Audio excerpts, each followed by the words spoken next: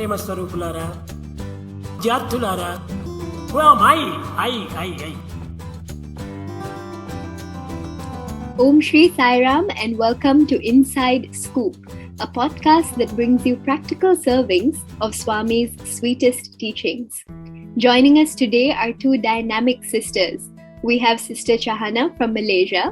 Professionally, Chahana is a public relations practitioner, and within the Sri Sathya Sai International Organization, she serves as the Zone 4 Young Adult Media Coordinator and is also the National Teen Youth Transition Coordinator for Malaysia.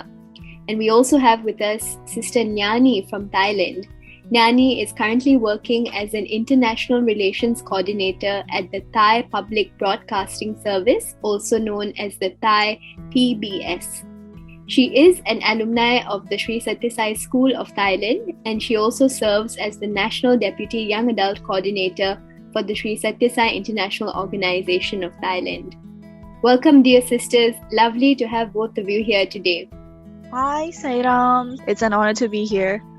Hi, everyone. Thank you so much for tuning in, and I'm really excited to be having this discussion today. Wonderful, ladies. So the question we will be addressing today is, why don't my parents understand me? Indeed, many of us may struggle in our relationships with our parents, and several times we may feel unheard, unsupported, and perhaps even misunderstood by our own parents. Often parents have several expectations from us, whether those may be expectations revolving around our academic performance if we are still schooling or going to university, or they may be expectations revolving around our career pathway, or perhaps even the age we should get married. Or if not that, then sometimes our parents may have issues with the friends we hang out with or the partner that we have. Or, just generally, certain times our parents may not agree with particular choices that we make or habits that we have, or they may incessantly nag us for what may seem like trivial matters to us. Or perhaps it may be more serious, and sometimes it may be the life path that we would like to carve out for ourselves that our parents may completely object to. Now, it is perhaps a different amalgamation of such factors that contribute towards why many young adults feel a certain disconnect with their parents, and they may feel like their parents cannot see eye to eye with them.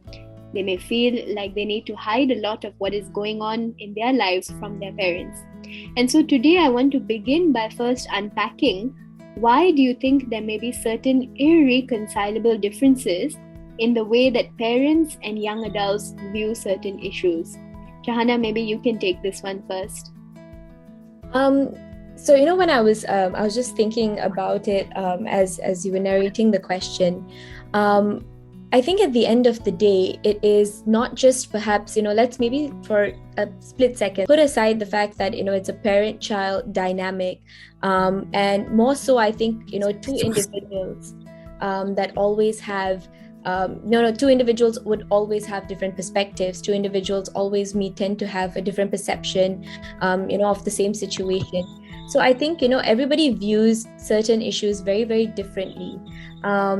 So I think that is something that's inevitable. As human beings, we all are entitled to our own opinions, to our own thoughts, emotions.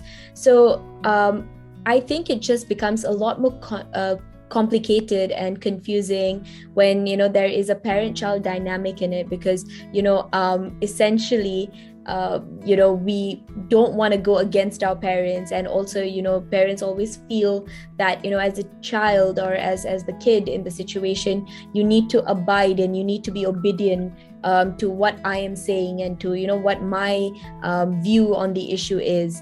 That their views on certain issues are based on what they have seen of life and what they have experienced, right? So that is going to certainly be very, very different than the child or the kid in this situation, because again, one, there is already a generational difference. Then there is a difference in the environment. So how our parents were raised was at that time, that's what worked maybe, and at that time that was the parenting trend, or maybe that was the way it was done. Right. Thank you so much for sharing, Chana. I think you brought up a very useful perspective on how the ecology that our parents were raised in is completely different to the circumstances that our generation is in. And maybe that's why this generational gap that you spoke of feels so jarring. Nyani, what about you? What do you think are some of the reasons of why we have irreconcilable differences in how we view certain issues with our parents? Two groups of people having grown up in a totally different social context, social and cultural values, it's only natural for them to have disagreements on how to live their life, on how society should be, how the world should be run, and especially if the other group is in position of power and we're supposed to obey or listen to them. They tend to be more dominant because the way adults in their generation treat children is different from our generation. Because for our generation, we're more liberal and we tend to treat each other as equals, right? But then boomers and our parents' generation, they still have that kind of you have to listen to me because I have more experience than you. And then my generation would be just because you live in this world longer than us. But today the contexts are totally different and your rules don't always apply. Yeah, that's really interesting, Nyani. I want to pick up on what you said about how parents are usually in positions of power and there is a hierarchy where they are socially placed on a pedestal. Most Asians can relate to how parents are generally, revered. Even Swami talks about how our parents are our first God. Swami says, Mata Pita Guru Devam. Our parents, our mother and father are placed even before the position of God. And so it's very interesting because as our generation is evolving, like you said, our generation is becoming increasingly liberal, increasingly progressive, and that's putting us at odds with our parents. So what are some practical tips for bridging the gap with our parents when there are difficult conflicts, especially coming from a spiritual perspective? We're supposed to regard our parents as God. So how do we then know when is it in our highest good to listen to and obey our parents versus when is it more appropriate for us to stand our ground and remain steadfast in carving out our own path and living the values that resonate with us? Nyani, maybe you can start with providing some strategies. I think it's not an either or question. You can have both, because listening to loved ones is kind of like an automatic thing, because when you love someone, you should listen to them, you should be open to them, right?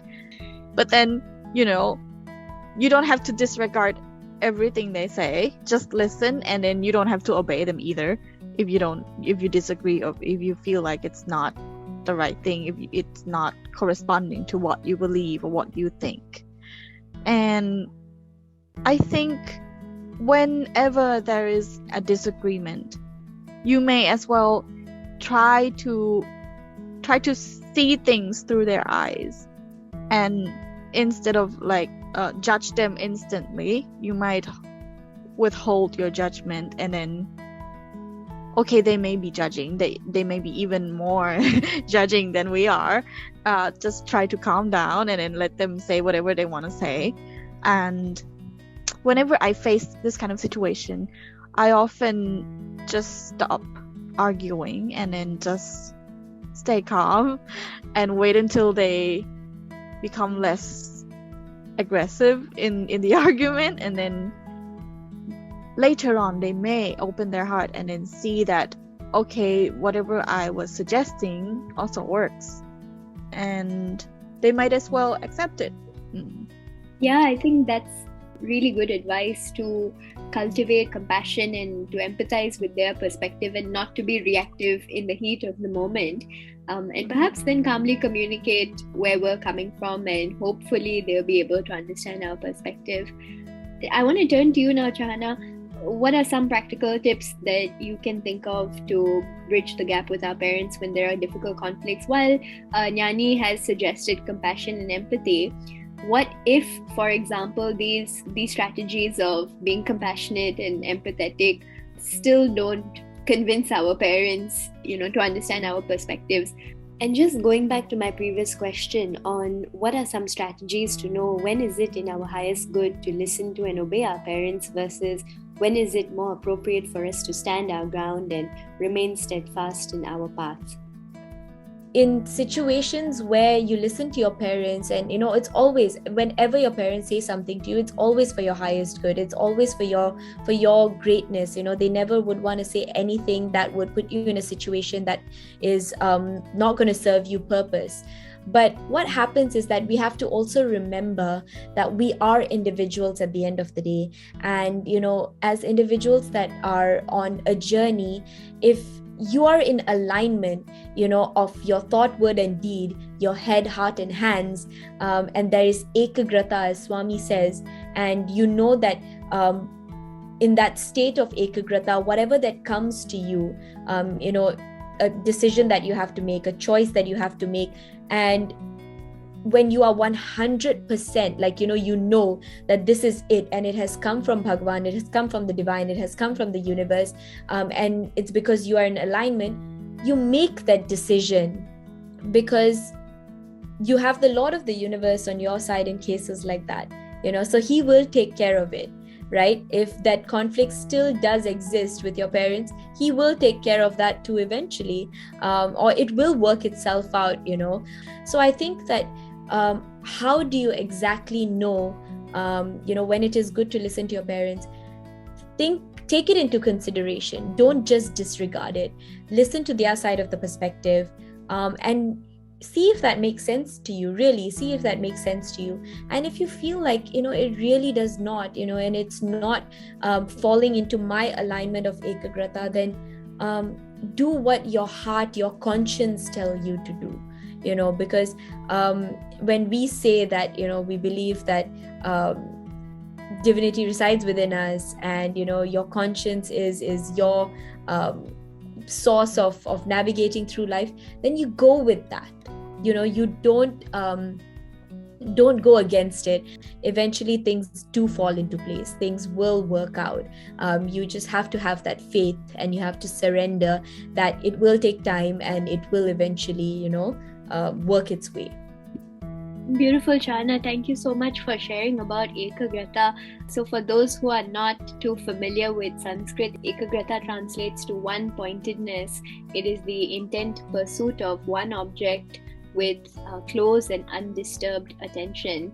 And Chana, I think you're absolutely right. If we feel like we've got this ekagrata towards a particular goal, and if we are prompted by our conscience with absolute conviction that this is in our highest good, then it is only appropriate for us to listen to the voice of our inner conscience, even if that may sometimes be at odds with what our parents are saying, insofar as we can find compassion and empathy in communicating this repeatedly to our parents. I'm sure, like you said, with surrender and faith, our parents may eventually reach a point of acceptance. Sometimes we forget that our parents have fears as well, and maybe as young adults it's our role and responsibility to understand their fears, and then to lovingly assuage their fears and alleviate their insecurities that they may have towards our choices. And we need to be patient in the way how we deal and address their fears, because sometimes their fears may be so deeply rooted, given, like how we discussed in the beginning, they come from a totally different generation. It may take time for them to understand our choices and our perspectives, and so we need to also be patient in handling their fears, and I'm sure they'll eventually get there. Okay, that brings me to my next question. Are there any general guidelines that we can follow on building healthier relationships with our parents? And why is this important in the first place? Chahana? I think really, I feel that in any relationship, regardless, actually, even not just a parent-child relationship, honesty is so crucial, and sometimes even brutal honesty is so crucial, that that really helps with unlocking new levels of proximity with the other person. And and that's the basis of the relationship I've always had with my mother, that there has been so much honesty with how she feels about my choices, my decisions, or anything in relation to me, and how I feel vice versa, and how I feel about certain things in her life. As right now, if you are the kid, as a young adult, you can still build that relationship with your parents by just going up to them and telling them that, hey, I need to have a conversation about something. And if, let's say, you don't already share a close relationship as such of a friendship with your parents, it's never too late to start. Really, just go to them and tell them, this is the situation that I have at hand, and I would love to talk to you about it, and I want to hear what are your thoughts, and I want to share what are mine, and let's see what can we do with this problem moving forward. Making an effort. I think effort is so important. A lot of I think understanding in the relationship comes from understanding yourself, understanding your what is blocking you, what are your fears, what are your trigger points. And when you do that, then you sort of put all of that aside and you say, okay, you know what, I think I want to make an effort to now build a more open, honest, earnest relationship with whoever is on the other side, and in this case, your parents. Thank you so much for those tips, Jahana. Nyani, what about you? Any general guidelines that we can follow on building healthier relationships with our parents? To me, it's clear that the problems, the disagreements, and the pressure that I feel usually comes from their fear, because they don't act like that to my sister. And as the first child, they feel more pressure of the unknown to parent this wild young creature that doesn't seem to obey, doesn't seem to act the way they want to. My mother is a professor, a lecturer, right? And she acts like her role to her students are kind of mother-like, because all of her students seem to come to her for advice, for life advice, for like any kind of life problems. They will come to her to talk to her, and she's very open, she's very listening, very understanding, and she seems to get them to have some kind of a result. They somehow resolve the problems, resolve themselves and the solution comes to your mind after the talk. But then when it comes to me, it's totally different, because her fear instinctively it comes to her, so she's not as calm towards me. So then I see that, and I try my best to not make her feel too insecure of my decisions or how I live my life. And then I see my weakness and how I should fix and overcome it to make them and their parenting less scary to them.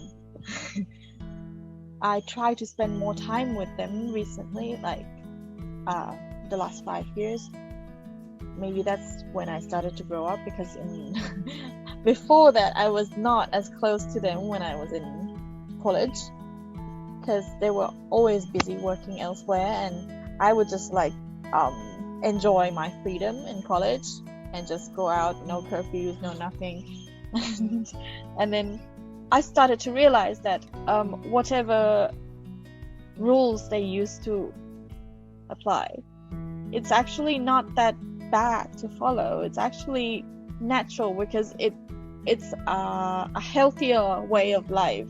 Just because you have to come home before midnight or before 11 p.m., 10 p.m. It used to be a pain because I want to go out with my friends or something like that. But then at the end of the day, that's how I get my energy back now.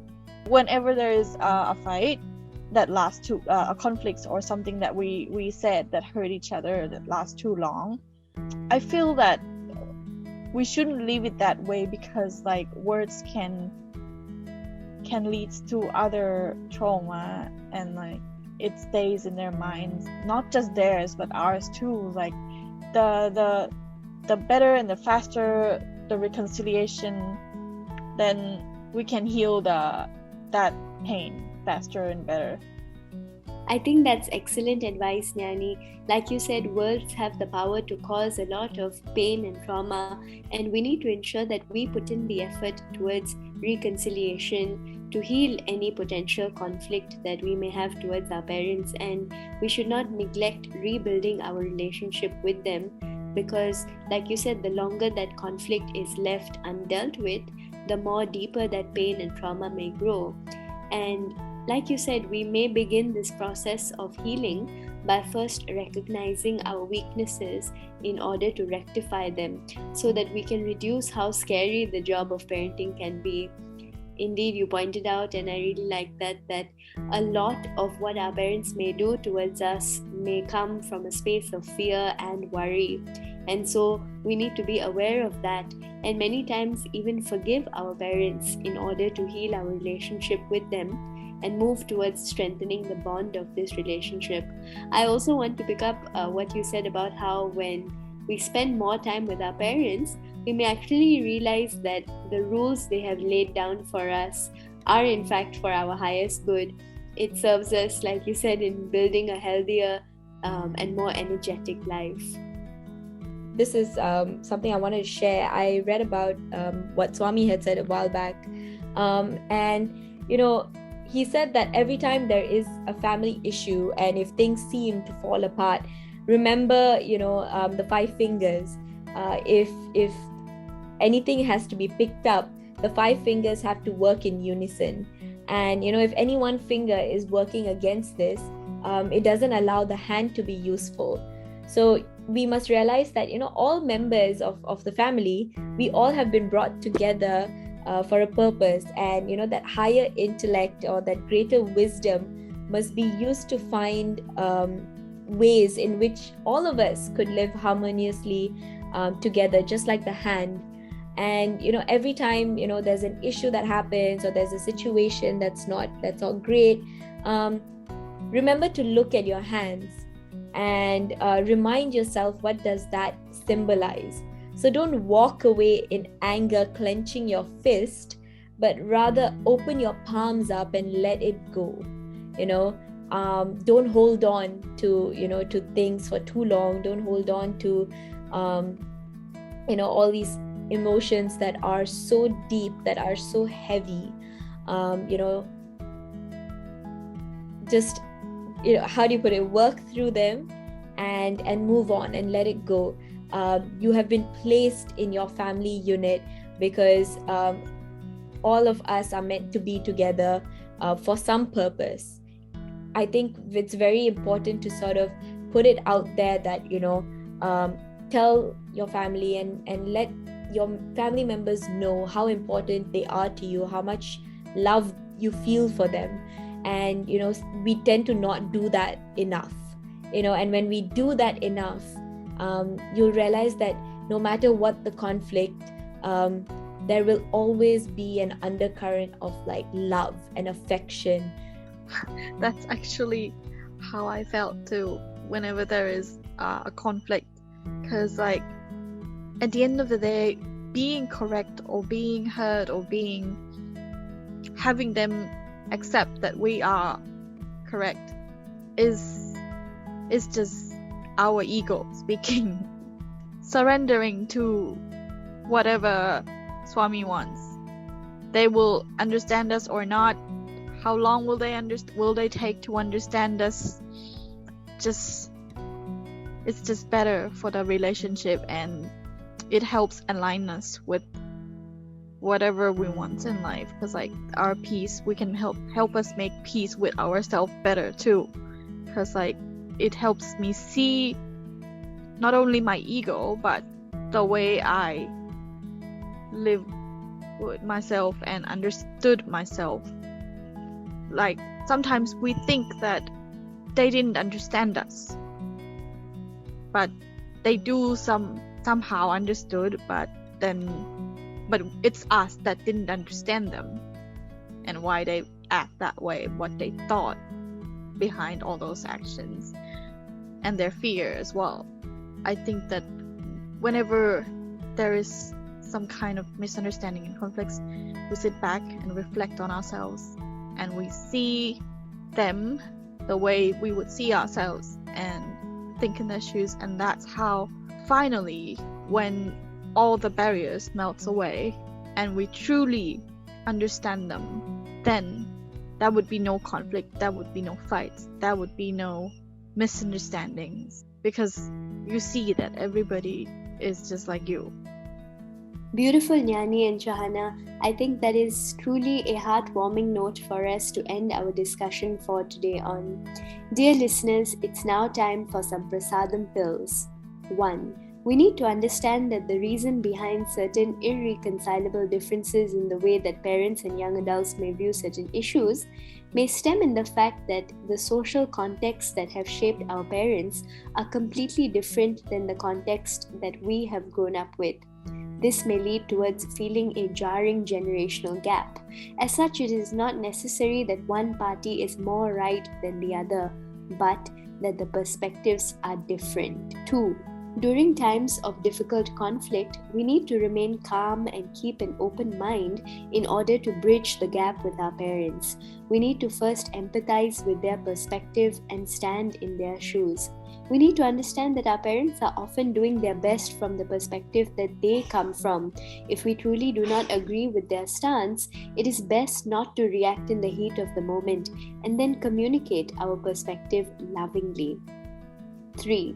To know when is it in our highest good to listen to and obey our parents versus when is it more appropriate for us to stand our ground and remain steadfast in our path, we need to tune in to the voice of our conscience. We need to first honestly assess if what our parents are saying to us or expecting from us has merit and is meant for our highest good. If so, we should listen to them. However, if we truly believe that what they are saying does not correspond to our true nature as an individual, and if we have ekagrata or one-pointedness towards a particular goal, and we feel a strong conviction in our conscience towards it, we should remain steadfast in our path. It is then our role and responsibility to compassionately explain this to our parents and have faith that since Swami has prompted us towards this path, he will eventually ensure that our parents understand and accept where we are coming from. 4. Parenting is not an easy job. Often our parents may speak or act out of worry or fear, and so we need to put in the effort to alleviate their insecurities and fears. This may require us to be patient with them and many times also forgive them for certain shortcomings in order for us to heal our relationship with them and move towards strengthening the bond of this relationship. We need to remember that Swami has placed us within our family unit for a divine purpose, and we should work towards maintaining harmony within our family like the 5 fingers of our hand. Holding on to anger and resentment is like clenching our fists, and we need to work towards letting it go to overcome the potential pain of conflict. 5. Many times our need to feel that we are right and that we should be understood stems from a space of ego. As such, we must always keep our ego in check and try to understand our parents' viewpoint. Indeed, many if not most times, it is the case that actually our parents only want our highest good, and they do indeed understand us, but we have failed to understand them. In hindsight, if we realize that our parents were right in their ways, we should seek forgiveness from them and express how much we love them. Having honest conversations with our parents that are underpinned by a current of love will enable us to build healthier relationships with them. Next, on InSAIde Scoop, we explore if romantic relationships can hamper our spiritual progress.